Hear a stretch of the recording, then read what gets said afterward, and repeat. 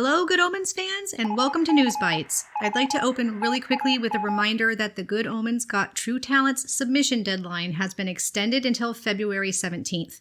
That means you still have 5 days from today, Monday the 12th, to submit your entries. Please check the link in the description for the official GoGot website, where you can find all of the rules and the submission forms. The event will be premiered live on February 24th for the contest and February 25th for the non-competitive show, both starting at 2 p.m. Eastern, that's 7 p.m. GMT. They will be set up on YouTube a couple of days beforehand so that you can find them and set reminders to come and cheer on your fellow artists and vote live in the competition. I hope everyone tunes in, even if you didn't submit an entry. We need a voting audience to make this a success. This is going to be so much fun, and I really look forward to showing off and sharing all of your talents. In Good Omens news, Neil has been a font of little details lately. Over the weekend, he responded to a number of fan questions. On Tumblr, Finland's World asked to clarify what H.E.R is saying in 1941 about the monkey in the waistcoat, and Neil's response seems to indicate that he isn't going to be including a scene that shows the Great War. Of course, this says nothing about the fall. That's a separate issue, so don't everyone panic. As my friend says, this isn't Game of Thrones, and a battle scene would probably eat up a lot of budget without really advancing the plot. In any case, it looks like we can cross this one off our bingo cards. In other news, Crowley is still a demon and not a snake or an aardvark. Oh, and Good Omens was voted Best TV Comedy Drama at the British Comedy Guide Awards. Congratulations to our favorite show, a well-deserved win. And thank you, viewers, for voting. Neil is not in the habit of answering questions regarding the plot of Season 3, but he has been giving us some writing updates. When asked by a lone pair if he was finished with the scripts, Neil said, "Not yet. We still have some months to go before it's all written." And he responded to another fan's hope that we might hear about production by the end of February with, "The chances are 0. So we've still got to wait in front of us. But before you get sad about that, we've got another more specific writing update. At the end of January, one fan asked for some encouragement on their own writing, saying it seemed like they were writing nonsense. Neil had responded, "You too? Absolutely. You keep going and I'll keep going too." It seems that he was having a bit of a struggle with whatever he was writing at the moment, but he recently updated us all that the thing that he was writing the previous week that he was convinced was nonsense, well, he's finished it, sent it in, and everybody loves it, even him. Then on Saturday, he went even further, telling us some more about the thing he's writing. He turned in the next episode last Tuesday, and one exec said they loved it so much they want to name a child after one of the characters. I look forward to the announcement of adorable baby Crowley, Aziraphale, Muriel, or perhaps H.E.R. While he's been careful not to name the thing he's writing, we also know that he has said numerous times over the last 3 months that what he's currently writing is the scripts for Good Omens. We know that The Sandman Season 2 is already in production, and we also know that Anasazi Boys is wrapped. Could it be something new and unannounced? Possibly, but I don't think that's likely, as Neil has very recently stated that he's looking forward to being a retired showrunner and being just Neil the author again. Considering that, it seems unlikely he's starting scripts for a new show. I think it's a 99.9 repeating % chance that he's referring to Good Omens. We know he had previously already finished episode 1 and at least the final part of episode 6, so this is likely episode 2 or possibly even 3. So this is really exciting news in my opinion. Neil and the execs so far are loving the scripts, and that's fantastic for all of us. And apparently Neil likes writing things by hand, at least his first drafts, and that he lost his Good Omens TV notebook somewhere. He doesn't know where, sometime in January, which is a tragedy. It might be in a dumpster behind a hotel by now, but if you do happen to come across it, please be responsible and return it to Neil and don't share his notes. Speaking of notes, I have information that David Tennant was recently on a podcast where he was speaking of his recent run, and he said, and this is a quote, "I think we might be doing another little run later in the year. Theater not yet confirmed, but somewhere in London, so stay tuned to where we're going to be." This image of the end of the current run was shared on Instagram, and it says, "The End." Georgia Tennant shared it on her Instagram and added, "For now." So if you missed the first showing, keep your eyes and ears open. They might be announcing another short run of the play soon.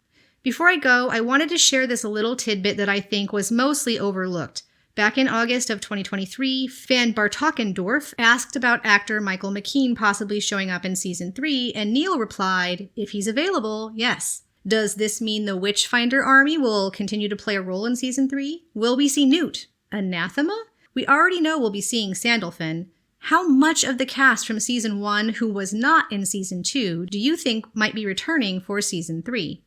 And I'll end with this. Near the end of a longish conversation, a fan asked Neil if Crowley was gay-coded just as Aziraphale is, and Neil responded that Crowley is disaster-coded. And the fandom agrees, Neil. He is our disaster puppy. Well, that's the news bites for today. Thanks so much to Becky M. for giving me a heads up on the podcast news, and as usual to ace reporter Joe Madge for keeping track of Neil's Tumblr, which is almost a full-time job. Stay tuned later this week as I branch out into other media just a little with a very deep analysis of the themes and symbolism of the 2016 movie Arrival by one of the best directors of our era, in my opinion, Denis Villeneuve, and starring Amy Adams. If you haven't seen this movie yet, I really urge you to go and experience it for yourself. You don't want it spoiled. Then come back and check out my video, which may be on Friday instead of Thursday. I haven't made a video concerning an entire movie before, and it's been quite a project, but I do hope you'll join me. If you're just here for the Good Omens, I've got a Season 2 intro sequence breakdown coming on Thursday the 29th, and the talent show right in the middle. And of course, I'll be here bringing you all the Good Omens related news. Thank you to my viewers and to my patrons. I really appreciate you sticking with me as I expand the direction of this channel and also take it just a hair slower. I look forward to seeing you all this week and later at the talent shows, and as always, thanks for watching.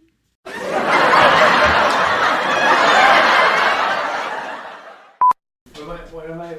It's recording. It's still recording. I want you to say, and now for something funny. And now for something funny. No. No? Not like that.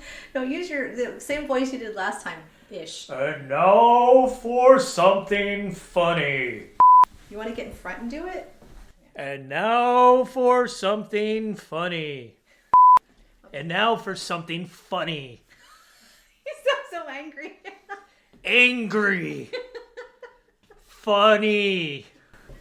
Okay, thank you. And now for something funny. Now for something funny. I'll use one of those. Well, thanks for listening me. Well, thanks for listening. Well, thanks for... I can say this, honestly.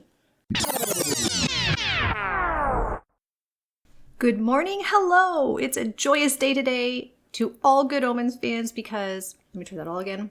Good morning, hello! It's a joyous day today. All Good Omens... Good morning, hello! Let me try one more time. He starts the apology with this. Do you want a big, I think I said the wrong? Do you want a big, I think I said the wrong sort of thing? This is hard to read. Put the clip here. If you... Really? If you didn't click on my... If you didn't click on my... Eric is helpful and good at math, and doesn't deserve to get blown up every time he asks... and doesn't deserve to get blown up every time he offers some information. The French flag that covered her face was whisked off by a gun salute and much applause. Not by.